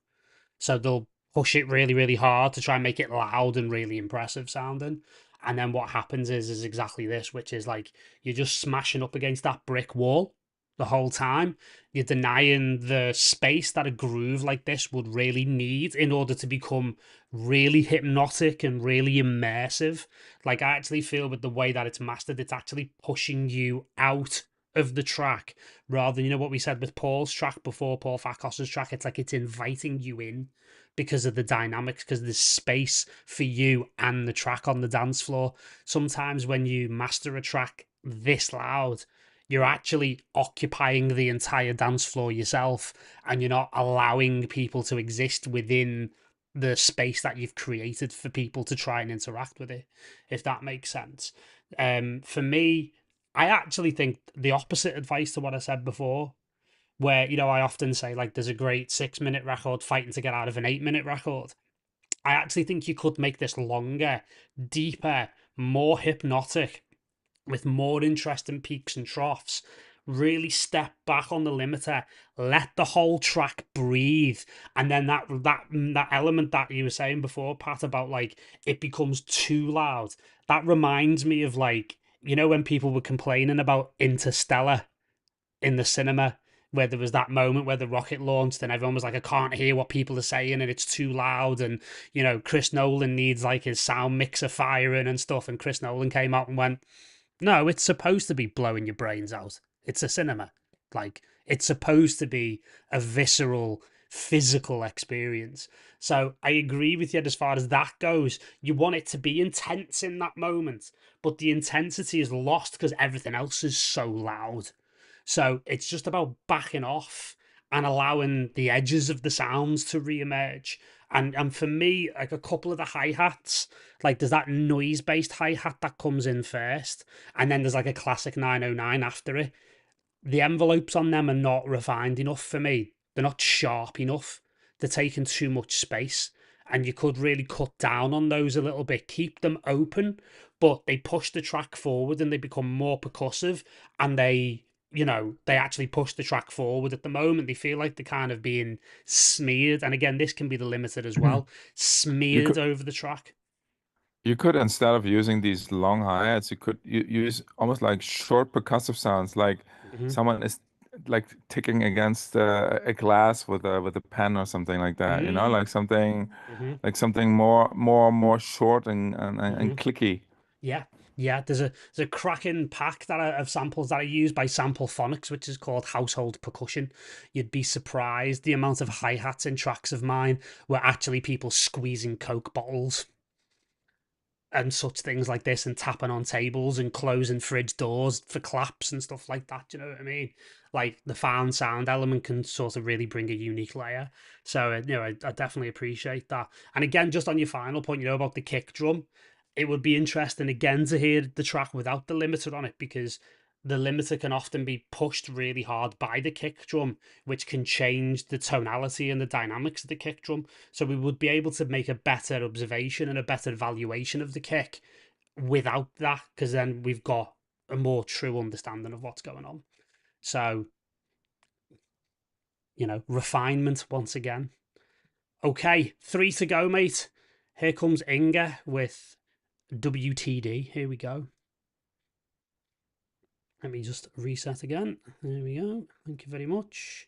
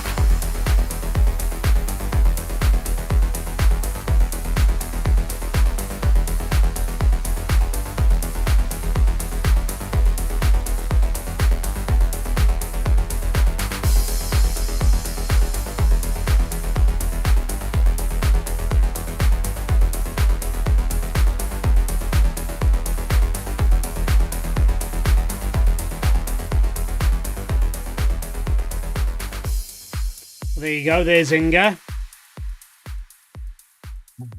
So What are your this thoughts, track, my friend? yeah, okay. Like sound-wise, this track on one hand it has a sort of 80s aesthetic, Mm, very much so, but yeah. with a 2020 thick bass and kick drum. So what you get is a lot of heaviness in the bottom end because the arpeggiated synth also has a lot of bass in it by Mm, itself. So it's very full, and then you have this big kick drum underneath it as well. So I think one thing that this track could work better if you just let go of the idea of making it a bass monster and mixing it much more in a way of a like an 80s synth tracks who were really, really skinny. like mid-rangey almost, yeah. Yeah, really skinny and not that dominant at all. But all of a sudden, you get much more room for other elements, Hmm. and it becomes a bit more restrained. And then also you have that squeaky lead synth in there, and that's competing with the voice. So whenever the voice comes in, that squeaky synth in front of it basically masks the entire voice. Mm, Um, so what I would try to do maybe is to put the voice way up front in the mix, and then build the elements around it. And if the samples are not good enough, then take them out. mm, But they should be able to survive a bit more on the front because you mm, wanna, the human voice is something important. It shouldn't just be an afterthought in the back behind 4 or 5 layers of synths. absolutely. Uh, s- um, then arrangement wise, I think it's quite. It almost feels like you have ideas for 2 tracks in there. Yeah, yeah. You could look. One listen for me is not enough to tell you how exactly I would simplify it, but I would definitely try to simplify the arrangement a little bit. Yeah, yeah. I love tracks like this because they've got like an entire EP's worth of ideas in one, and then the challenge becomes, okay, how do I parse these from one track into like 2 or 3 tracks? It's like this track will probably have like babies, you know, and they'll just be amazing. And like Yeah, I laughed when you said like there's 2 tracks in here because my exact piece of feedback was going to be there's a possibility that you could actually do a bit of both. Because what I've been saying to Inga is that I've heard John Digweed play stuff similar to this at the end of sets. And when I heard this for the first time a few weeks back, I was like, "This has taken me back to when I heard John in the Metropolitano in Rosario. Like his last hour or so was like stuff like this, but maybe just a little bit tougher." So mm, I definitely agree with it in terms of like there's almost 2 tracks trying to trying to come together here. And actually, you could do a more 80s inflected one where you really lean into the 80s-ness of it. And then you also do another one which is a bit more club banger, but they're both simplified for the experience, and you get the best of both worlds. yeah. I think for inspiration, maybe listen to Ladytron. Oh, they were from Liverpool, right? Yeah. They're from Liverpool. Yeah. They had a club in Liverpool as well, huh? At one stage, yeah, they were residents at, oh God, what was it called? Oh God, people are gonna shoot me in Liverpool when I go back in a few weeks for not remembering. But yeah, they were yeah, oh God, Evil. That was it. The night was called Evil. And yeah, they were resident DJs at that and played live there a lot, yeah. So yeah, good Yeah. stuff. I find like for me, these arpeggiated leads, I've never gotten them to work because I Mm. always have been too heavy on the bass. But once you go skinny, Mm-hmm. also with the kick drum, make it a bit more clicky, Mm-hmm. and bring the Great voice. space. Yeah. Create space and try not to participate in that arms race for the most bass pressure, but Mm-hmm. just concentrate on the songwriting more. Yeah, definitely. I mean, You there's have so many something, good you know? ideas. There's so many good Yeah, ideas, and you're right. They're all kind of like competing for space a little bit. So again, yeah, it's refinement again, and yeah. even like say for example, if you wanted to keep the voice and that sort of squeaky lead as you called it in there, there's a way of arranging it where they almost become like an A/B. You know, like a kind of Yes, question and answer kind of vibe as well. exactly. They That don't they, have to exist in the same space at the same time within the yeah, track. You that know. they take turns. Also, another thing is, it's okay for certain elements to just do one thing the whole time. Mm, Not every element has to do everything. So, for instance, you have fancy kick drum patterns, all your synths are fancy patterns. It's okay to like have just a kick, just bam, bam, bam, a four to the floor, doing nothing. Have one of those synths just playing one note repetitively and do nothing else, you know? mm. Leave the work to a few major elements and let the rest just be a stable backdrop.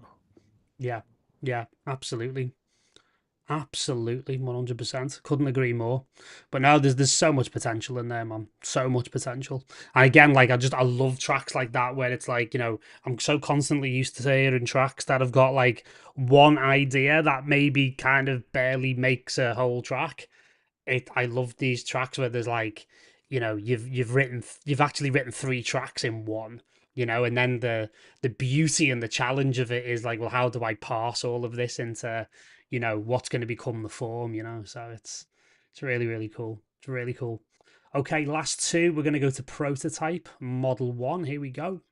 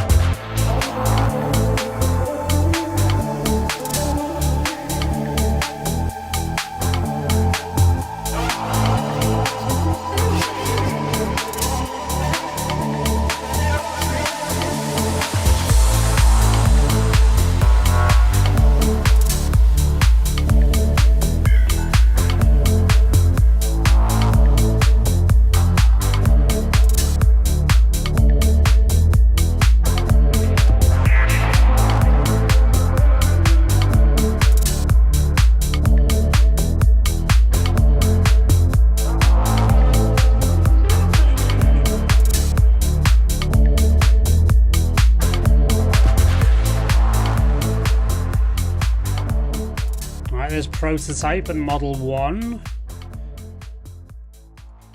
What are you thinking, my friend? I think like this the element that stands out for me is these vocals. There's so much potential there, like I think that's a really really strong element, and it just the rest of the track needs some work. I think the groove is too static. It feels kind of stiff and marching. It's not really grooving, and also to have that continuous bass note going underneath it just eats away a lot of dynamic range. So I think it would be interesting to for the bass to find a different musical solution with shorter notes Yeah. and more space in between the notes. Because if you want it to pump, there needs to be space. Otherwise, it just keeps on pressing the bass cone out, and there is very little air movement left. Yep. Um, and yeah, maybe it feels also a little bit flat in terms of arrangement. Yeah. Let's say once you take away the voice, there isn't you don't cover a lot of ground. It stays kind of in the same place. And that can be simply changed by starting deeper, finishing deeper, and also have a bit more variation with your percussion. Mm-hmm. Yeah. Yeah, I totally agree. But like honestly, with that vocal, with a mix that is a bit more airy, even the melodic structure is okay. It's just how the melody is being delivered is not Exactly, quite yeah. right yet. Yeah, yeah. I mean, the progression in the bass is good. Like, the actual notes of the progression is good. But, like you say, because it's this held, monotonous thing all the way through, it just becomes very, very linear very quickly because it's denying space to other elements. You could do something really funky with that progression if, again, if you reverted to like 16th notes and then add little passing notes, like the interval above or that kind of thing. You could do some really interesting, very colourful, quite melodic bass work in the realm of just those notes if you just again cut them down to the 16ths, and you don't even have them as like a rolling arpeggio. You just pick certain notes and have them groove, so, and again, like the point that you've just made is amazing around the vocal, which is you take the vocal away out of this track, it's kind of how can I put it, it's kind of innocuous. It doesn't really like stack up to the quality of the vocals. And one of the things that I was gonna point out as well is because of that, the vocals are almost being used a little too much to compensate for that. So you want to frame, like you were saying before with other tracks, frame the entire track around the vocal, build some really beautiful melodics around it, and then the groove can really settle in and you can, plot a course. Because for me, it progressed well up to a point. After that first break, I felt like it kind of lost its way a little bit and it was just getting into like repetitive territory and was kind of like just going over what it did before. Without much progression. I mean, there are some other elements that kind of come in, but again, it comes down to storytelling, doesn't it?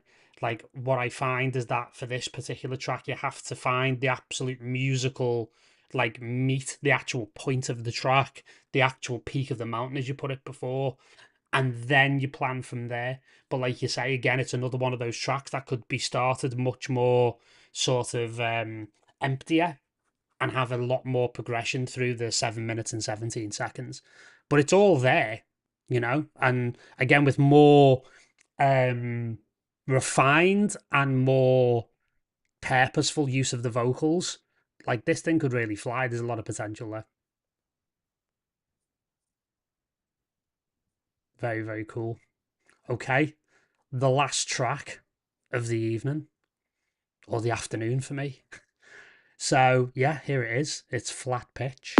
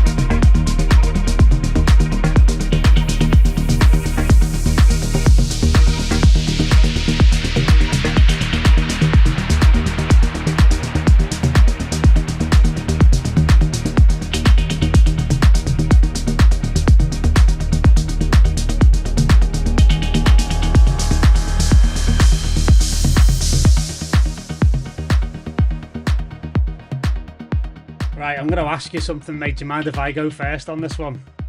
You go first. Okay. So I think there's some really good stuff going on in here. However, it's like I think the arrangement's a real problem. I really do, especially like from about halfway onwards.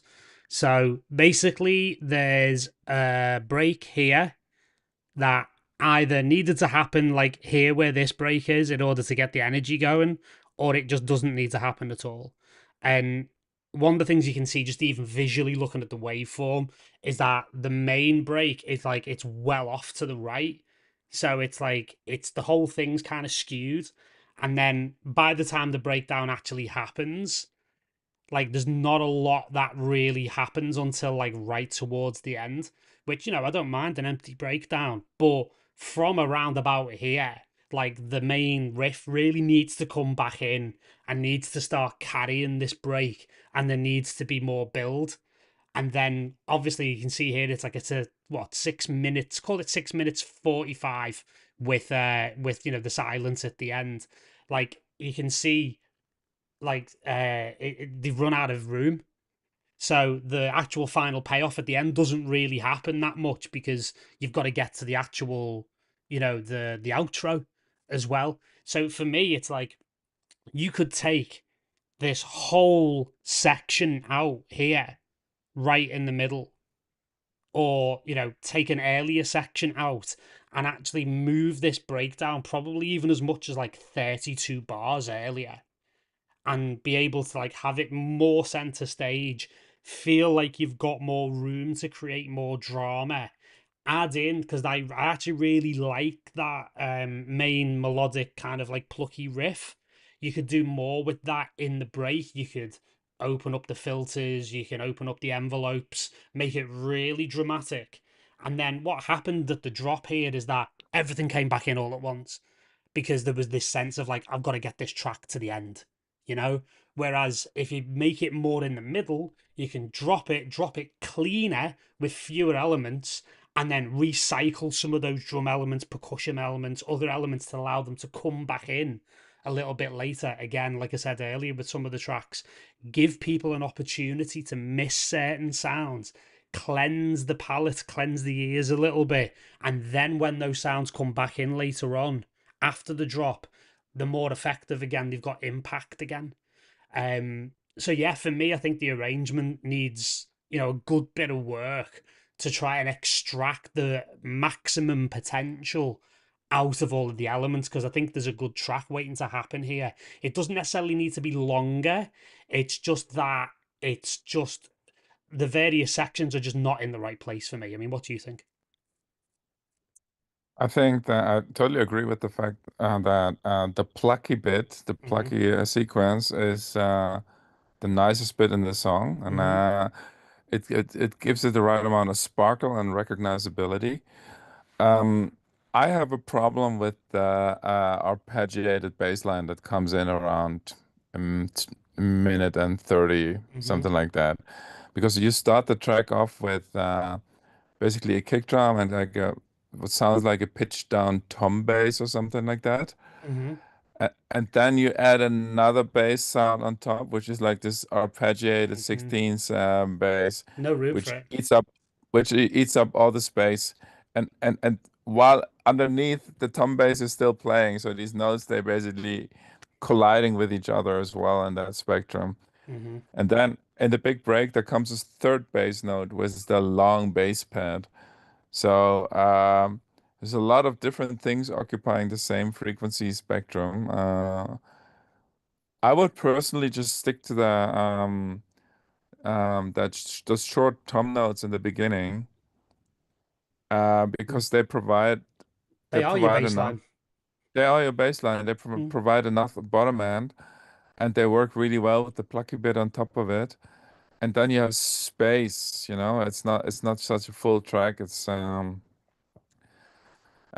airy track because I'm getting a little bit of what are these guys? Bicep vibes Mm. from this, like that plucky bit is has a Yeah, hooky yeah, quality yeah. to That's a it, really which good point. Yeah. yeah, no, which which I think you can run with. It just needs a naked backdrop, not so much Yeah. shit in it, you Yeah, know? totally agree. On the tom bass thing, I can draw from my own experience. A track, one of my own tracks called Cycles, which come out on our label Emergent Properties a while ago. Hanan played it quite a bit. That track has just classic 808 toms as a bass line. And once you do the tune toms right and you mix them right, that, like Pat said, it is your bass line. You don't really need anything else. If you want to put Yeah, an ARP in there, scrape all the low end out of it and have it push in the mid range and have it yeah. like be that more as like a momentum kind of synth rather than Or something pitch, that's weighing the low end down so much, you know? exactly. Or pitch the ARP up 1 octave, lower the sound. Mm-hmm. Try that. Maybe that works. Maybe, but I have the suspicion you don't need it at all. Yeah. Yeah, exactly. Like it would add more momentum. And again, I did Yeah, think when I heard the long bass pad, I was like, here's Pat's nemesis again, you know, yeah, dropping into another track.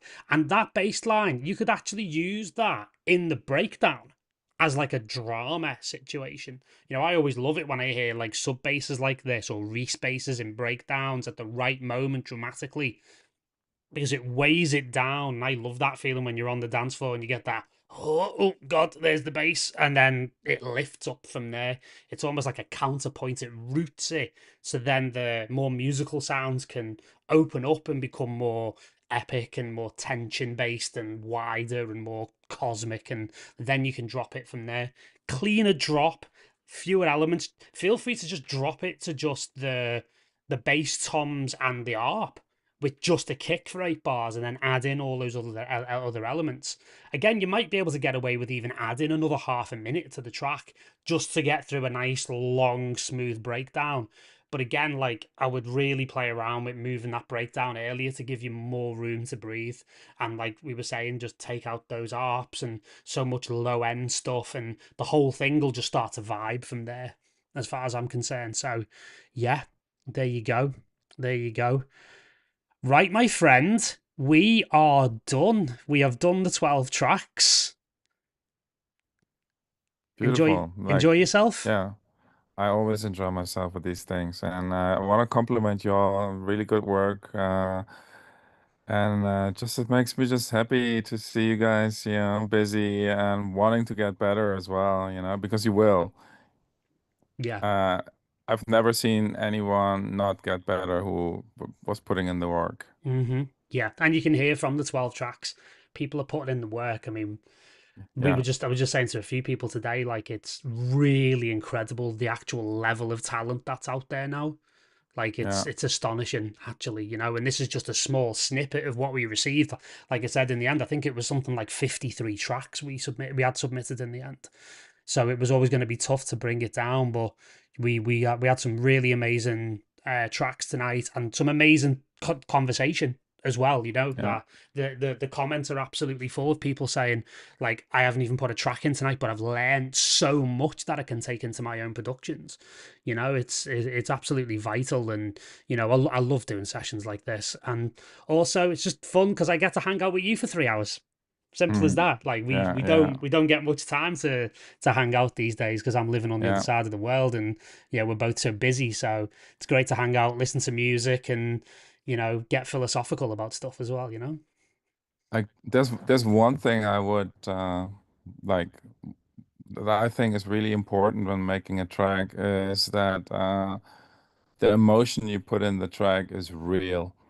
Mm, That you draw from your own well of emotion and experience and put that in the track, because way too often I hear music, like melodic music, and especially a lot of prog music and a lot of melodic techno music, where people confuse melody with emotion. mm, But it's not the same thing. Emotion is what you feel when you hear music, and sometimes you hear a melody and you hear nothing. And most of the time, the melody is simply an imitation of an emotion, but it's not an emotion. And mm, you don't wanna make music where you're simply imitating a feeling, because it doesn't translate. mm, But when it's I can I'm always looking for something that feels that has some realness to it, and it's I cannot put my finger on it, but I hear it, and yeah, and a lot of people get stuck too much in the technical area, and then it's just nice melodic music, Yeah. and with that's just basically just inoffensive and an imitation of an emotion. Yeah, yeah. We talk about that a lot in the feedback sessions with the members. It's like, tracks get played and like I say, this is good, but it's a bit safe. Like it's a bit I always say polite.